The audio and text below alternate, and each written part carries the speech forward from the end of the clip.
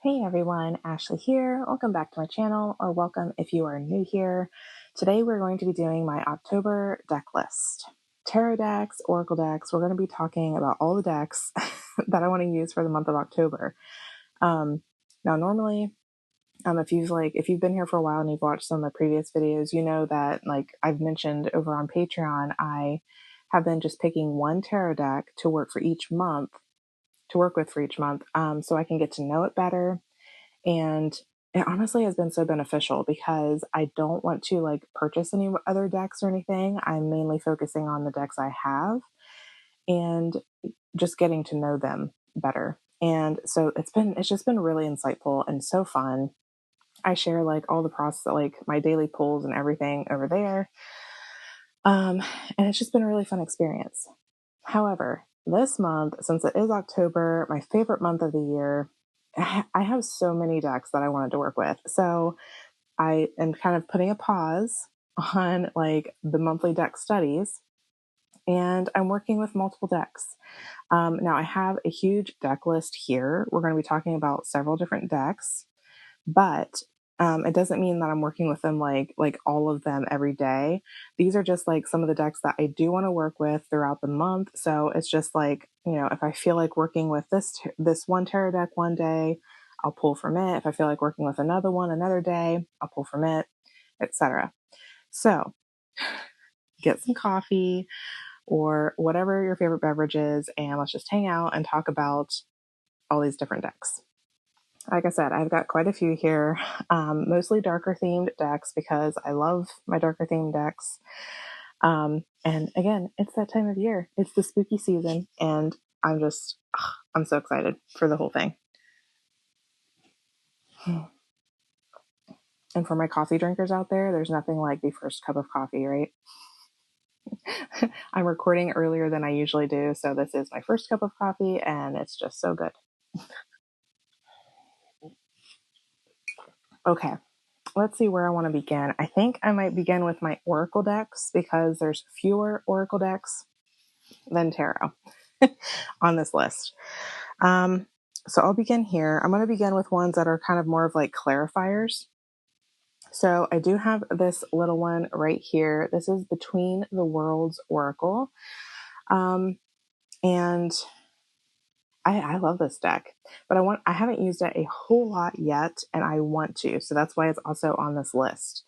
I originally did see this deck on Dawn Michelle's channel, and she's the one who gave me the idea to go ahead and stamp the keywords onto the cards, because when you get them, it just has the number and what the item is. But if I want to use it as a clarifying deck and not necessarily have to pull the guidebook out, this makes it so much easier. So that was her idea, but I wanted to do that as well, stamp the keywords on there. So I did do that. And I actually honestly love how it looks. I really love this deck. The artwork in it's beautiful. And I love that it's just all these different items and they each have their own different meaning. And the guidebook, by the way, is so cool because who made this? I forget. I have the box here. Monica, I believe, Bodersky. Anyway, the guidebook and that comes with this, she tells a story about the item. So like you get a little bit of a story about the item, like where the item was found, which is really, really cool. It's unique. And then you get your divinatory meaning, like what it represents, that kind of a thing. So this deck's really just cool, and I want to get to know it better. And I have a specific deck I want to work with or use this with. I mean, this will go with multiple, like pretty much all of my decks, but there is one that I really want to use it with, and I'll mention that when I get to that one. Okay, the next oracle deck is another like clarifier, but also a very intuitive deck, and that is the Mildred Paynes Pocket Oracle. This is the Bloody Hell edition by Patrick Valenza. This is the one that you saw in a previous video where I did show how I add contact paper to my decks, and I use this as an example. I'm still working on it, but I did get all of the contact paper on, and now I'm working at filing the edges. So they're smooth, and then I'm going to edge them. But this deck is so cute, and I had to get this edition because it's red and black. So it's my colors, and it goes with a lot of my decks. And so I'm just like really excited to finally get this deck done so that way I can start working with it. So I put this on this list because I am hoping to get it done this month and start working with it. So that's that one. The Mildred Paynes Pocket Oracle. Let's see. I'll go to my goddess decks now. So I have some goddess oracle decks because I'm working with different goddesses this month. The Morrigan, of course, is always with me. So I do have the Call of the Morrigan Oracle. This deck is just gorgeous, and I love pulling from it and reading the guidebook. I'm also reading a couple other books just so I can get to know her better and like her myth and story. So it's just perfect. It's perfect to pull from this deck as well. And the artwork's so gorgeous. And I can hear crows outside my window again. So I love it. Okay, so she's here. I also do have this is the pocket edition of the Isis Oracle. I also love Isis. I feel like I've worked with her in past lives. Like ever since I was a kid, I was always drawn to ancient Egypt. And so of course I'm going to be tied to her too. And the artwork to this is absolutely gorgeous. It's by Jimmy Manton and Alana Fairchild. And I do have the regular large edition of this deck as well. And I love the guidebook. So, but I really love these pocket editions because like you get just a little brief message on the back, but I also love shuffling these little decks better because like the large Blue Angel decks, which I have one here, actually I'll show next, but the large editions are pretty cumbersome sometimes, but I still love shuffling this one, and then I'll still go to the guidebook and read from it. But I love the messages that come from this deck as well. The guidebook's amazing. And speaking of, here's another one, also by Alana Fairchild and Jimmy Manton, and guidebook is amazing. Here's the guidebook. Now I don't have the pocket edition to this deck, but it's on my list to get at some point because, like I said, I just love shuffling those smaller decks better. But the artwork and everything in this deck is so beautiful too. And Kali really came forward at the end of last month, as you saw in my favorites video, September favorites. And I'm still working with her. She's very powerful and very strong, but she's got that really loving, like mother quality. Like she's very fierce and protective as well. And so I really love the messages that have been coming forward. You know, she comes forward because she wants you to really destroy things that are kind of like in your way, holding you back. And she's very, very powerful for that. So that's the Kali Oracle. Excuse me. I will be working with this one as well. Okay. So then moving along to this one. Oh, also, I don't have the deck with me. I forgot to grab it, but I have the guidebook back here. I also have the Lay Vampire Oracle, which is a Lucy Cavendish deck. I also pulled this one out recently and have been working with it. Of course, it's vampire themed and it's got that darker aesthetic, which I love. And working with this one with Tarot of Vampires is amazing. So I'm also working with that one as well. Okay, and then there's totally going to be a separate video. I don't know if it'll be here or over on Patreon. But at some point, we're going to be talking about this deck. So this is the Alice the Wonderland Oracle deck, also by Lucy Cavendish with artwork by Jasmine Beckett Griffith. I just got this deck this past weekend. It came in. And you guys, I've already gone down like the rabbit hole, literally. I purchased, so like on Apple Books, there's a complete Alice in Wonderland Adventures, like complete book, however you want to word that, for $1.99. And I purchased it because I've never actually read the books. So I know there's Alice in Wonderland, there's Through the Looking Glass, all by Lewis Carroll, and I have not read them.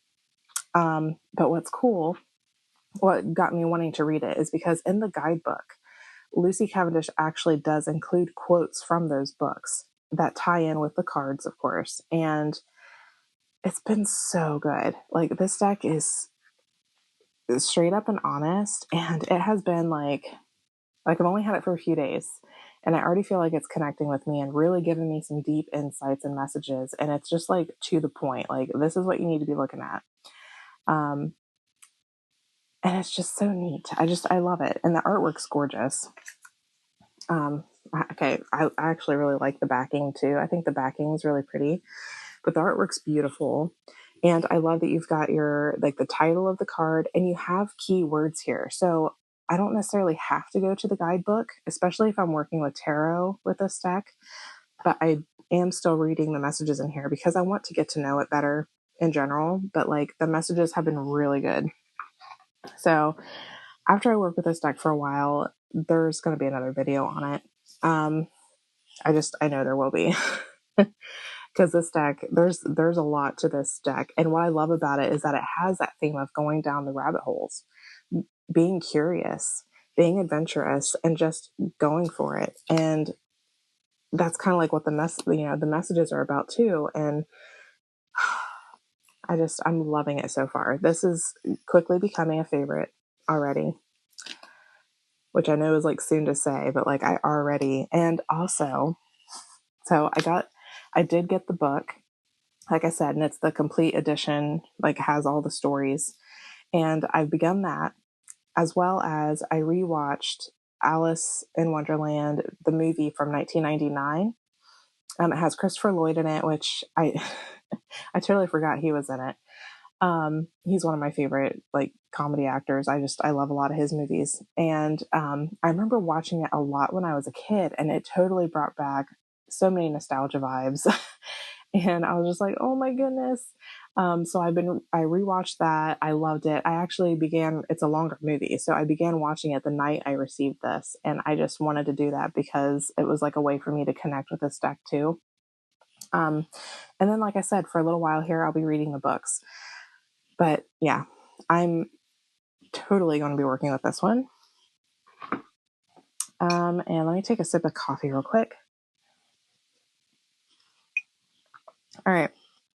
The next Oracle decks are all by the same creator, so I've just kind of put them all together here. And they're all by Syrian Shadow. It's just that time of year, and I mean, I work with his decks all the time, but it's just so fitting to share in this video because they all have that type of this fall, darker season vibe. And so here's the Haunted Manor Oracle. I love this deck, and I really want to work with it more. Especially with my tarot vampires, because it fits so well. And I love the backing. It's gorgeous. This whole deck's gorgeous. I love that it has your title and you have the key word there, so it can be intuitive. I can just work with this deck and have it be a clarifier for tarot as well, because you have that straightforward key phrase like graveyard, lay your fears to rest. But I do know the guidebook has some really great information as well, so I want to dive into that a little bit too. But the artwork is really stunning in this deck. I'm hoping that since his other decks became mass market, I'm really hoping this one does too. I know a lot of people ask about it and really are looking for it and stuff, and I hope it does come back in print someday. There's no word on that yet, as far as I'm aware of, but I think that would be really awesome. We shall see. But speaking of the mass market ones, though, I do have the Earth and Bone, which I love. I so wish I could have gotten a first edition of this, but that's okay. I still love this deck. I love it. I did trim mine. It's a lot smaller now, so it's a lot easier to shuffle. And I love it taken down just to the imagery. Now, I didn't write any keywords or anything on it. I left it just as the imagery because the guidebook does have the reproductions of the cards. And honestly, it gets to the point, like if you use this deck enough, that you start memorizing what the cards are. So it makes it easier to find in the guidebook. But with the pictures in the guidebook as well, like I can just flip through and find the card I'm looking for. But this deck is so good. I really love it. The messages in the guidebook are amazing. Syrian just has he has a gift. He really does connect in, and all of his decks are different. They all have different themes, and they're all specific tools, and they're just amazing. I love any deck that he comes out with.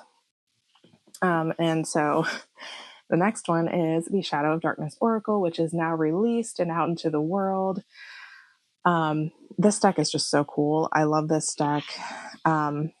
It's really good for this time of year, for this time of reflection and going within and facing fears and shadows, recognizing them and working with them, like integrating them really well. This is an amazing tool for that. The artwork is different and unique. It's the heavy metal vibes, so it can make you feel a little bit uncomfortable if it's not your style, you know. But it pushes boundaries and gets you out of your comfort zone, and that's what I love about it. So that is the Shadow of Darkness Oracle. I do have the first edition of this too, but since I have this one, I really like using this one because it's got like the red gilding and it's red and black. I love it. Awesome choices there. Okay. All right, so I believe that's all my Oracle decks. Yes. So I'll move into my tarot decks now. And so the next tarot deck on my list that I'm going to share is the one by Syrian Shadow. He also has the tarot deck. This is the Gothic Literature Tarot. I love this deck because it just has like the spooky fall vibes, like Halloween vibes, Samhain vibes. Like, I don't know, it's just got all this fog and bats and crows, and I just love it. It's just that darker aesthetic. And it's an easy reader. It's Rider-Waite Smith True for the most part. So it's not too hard to read. He did change the names of the suits, but like it's still really easy to follow. The torches are going to be the wands, chalices are going to be the cups, the ravens are going to be the swords, and then skulls are the pentacles. But there's that deck. I just think it's absolutely gorgeous and perfect for this time of year. So that is on the list as well. All right, so now moving on to a couple Patrick Valenza decks. So, which I do have Deviant Moon over here too. Deviant Moon's on the list. It'll just be an honorable mention because I may pull that one out too. But I have here the Trionfi Della Luna. This is the Paradoxical edition, which is the Marseille edition. I really love this deck. And this is my first, well, I have Pip decks, but this is my first traditional looking Marseille deck, like the setup of it and everything. It's absolutely gorgeous. I just love Patrick's artwork. I love it. It's so cool. And I love that with this deck, you can use a black light with it and it glows. So I can actually do readings in the dark, which just also adds a little bit of like the spooky factor, like seance vibes. So it's just really cool. And I love the style. It's actually really easy for me to read. I'm really getting used to reading the Marseille deck with this deck. Because he does add more to it. So it's still easy for me to understand and use my intuition to get what the message is. So I really love this one. So I do want to work with it more. And then I do have the Illustrated Pips edition, which I'm not going to get it out of the bag because I want to keep the video out of the box because I want to keep moving along here. But it's just the illustrated edition that is mass market and available now. I have this one out too because I did a video, a few videos back where I paired it with the Shadow of Darkness Oracle, and that pairing is amazing. So that is a pairing that I do plan to work with this month as well. Okay. Next up is my TOV, Tarot of Vampires by Ian Daniels. Sadly, it is out of print currently, but I'm hoping it'll come back like it has done once before. But this deck is on the list because I mean, I work with this deck all the time. I love just having random chats with it. And also, I am working with it during a tarot challenge. So over on Instagram, Lion Hearts, which is Lion Harts, is doing a Season of the Witch tarot challenge. And I am sharing some posts over there on it, like my pools and things. And I'm working with this deck. So that's the reason why it's on the list, because I am working with it for that tarot challenge. Also, Raecine over on Almoon 513 is doing a weekly intensive workshop. It's free here on YouTube. It starts this Sunday, the 12th. And I'm going to also be using Tarot of Vampires with it, and possibly the Alice in Wonderland Oracle. I know that sounds like a weird pairing, but I think those two are going to work really well together. I just feel like they will. And the workshop is about working with Medusa and getting to your authentic self, like allowing her to help you get to your authentic self more. Anyways, I'm so excited for that workshop. I'll leave a link to her channel down below, because she did just post a video on it, I think yesterday, talking about it and mentioning it. So anyways, a link will be down below for her channel if you want to check that free workshop out, but I will be using that deck for that. Okay, next up, I have the Murder of Crows, because this is also fitting for this season. I love this deck because the crows are messengers, and they bring messages from like the spirit world, and I love this deck. Crows are just so smart. They're so intelligent. So this deck also carries that intelligence, and it's truthful. And I also work with it when I really want to connect in with the Morrigan as well, because the crow is her animal. It's her other form. And so I just reminds me of her. So I will be working with this deck as well this month. I also have the mini deck here, which I did a mod on the channel here on this deck as well, with me trimming this deck, because when I got it, I was kind of shocked. Because when it came in, it was this size, and it had these ugly bright white borders on it, which did not match the cards. So I trimmed them, and so now it looks exactly like the bigger size, and I love it so much better this way.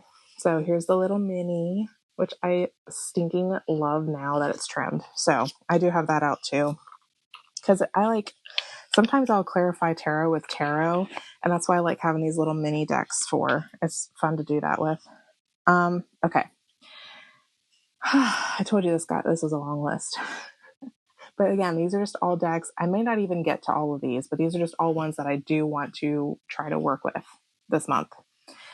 And in my favorites video at the end of the month, you'll see which ones I really do work with.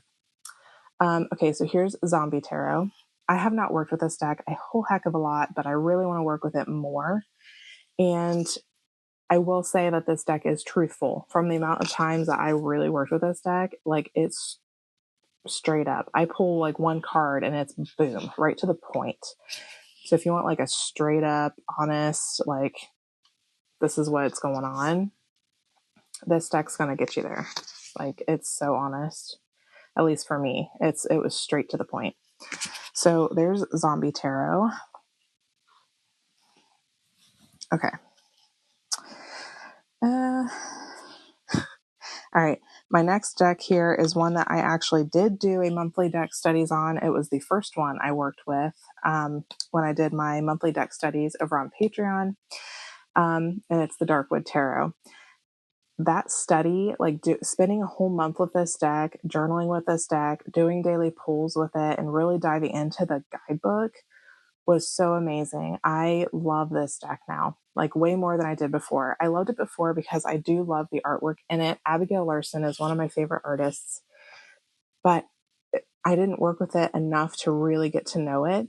And spending that month with it was so cool. It was like, I mean, I was, the witch walking through the woods and discovering all these different pathways, and there's just so much to this deck. And the guidebook, Sasha Graham, knocked it out of the park. It is so good. I love the little story you get along with it and the meanings. She gave me different things to think about. So it was just such a good time.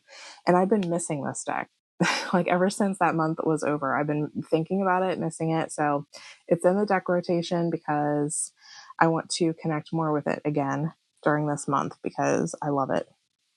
Another one that I would like to connect with more is also artwork by Abigail Larson, and it's upside down. It's the Horror Tarot by Insight Editions. It's published by Insight Editions. And I think the guidebook, hold on, I have it right here. I do believe, yes, okay. So the authors are Aria Gemitter and Minerva Siegel. I apologize if I'm mispronouncing those names, but the artist is Abigail Larson. And I just love, again, I love her artwork. And seeing it on like matte cardstock too, because this is more matte compared to Darkwood, it's cool. I really love it. And I love her illustrations that she did in this deck. Look at that. Excuse me. Now, this is a Rider-Waite-Smith deck. Like it's true. So it's a really easy reader. It is kind of pippy here and there, pip deck. But I don't usually go to the guidebook for it. I can read with it just fine without it. And I just love the illustrations. So this one's just a fun one to work with. Totally has the spooky Halloween vibes. So I love that one. Last few, I do have another Sasha Graham deck here, and it is the Tarot of the Haunted House. I love this deck too. It totally has like, I don't know, I just love all the beings in it. You have vampires, you have the angels and demons and witches, and it's just cool. And it's so easy to tell a story with this deck. So I do have that one on the list. Plus, I just love spooky stories. I love ghost stories and just thinking about like a haunted house and like what are you going to come across in that haunted house is just really cool.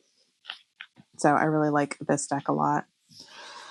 Okay, last two, and just to save time, I'm not necessarily going to flip through these because you all have probably seen these and heard of them before.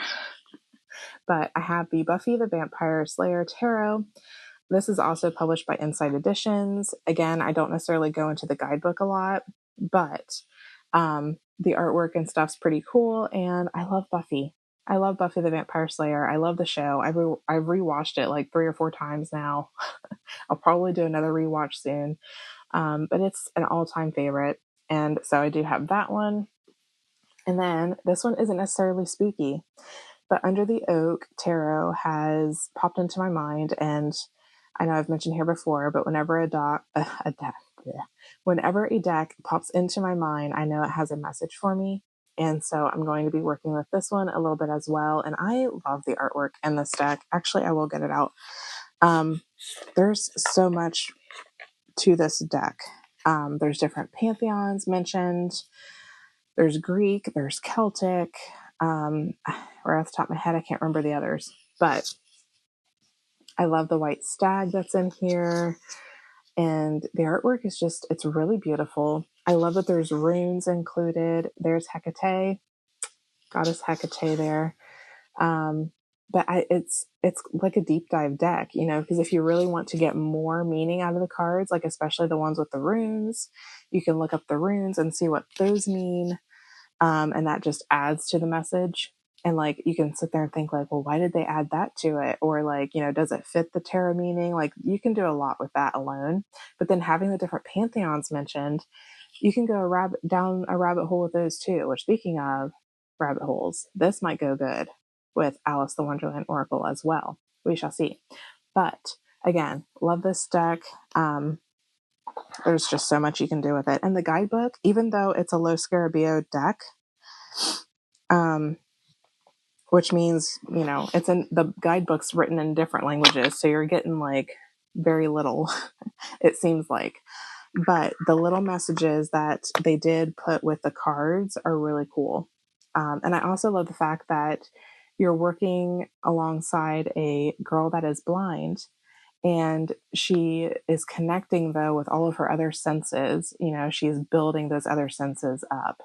And then by like the 9th card, she's almost there. And then the 10th card, her blindfold comes off and it's like she can see. And that whole concept to me is just really, really cool. So that is my deck list. These are, like I said, all the ones that are just on my mind and ones that I want to work with throughout the month. Again, in my favorites video at the end of the month, you'll see which ones I really gravitated towards the most. But I want to dabble and just go wherever my intuition leads me. So there you have it. I hope you guys enjoyed this video. Leave a comment down below on what you're planning on working with this month. Do you have a favorite deck you love to work with during the month of October? I would love to know. And I hope you guys all have a lovely day, and I'll catch you guys in the next one. Bye.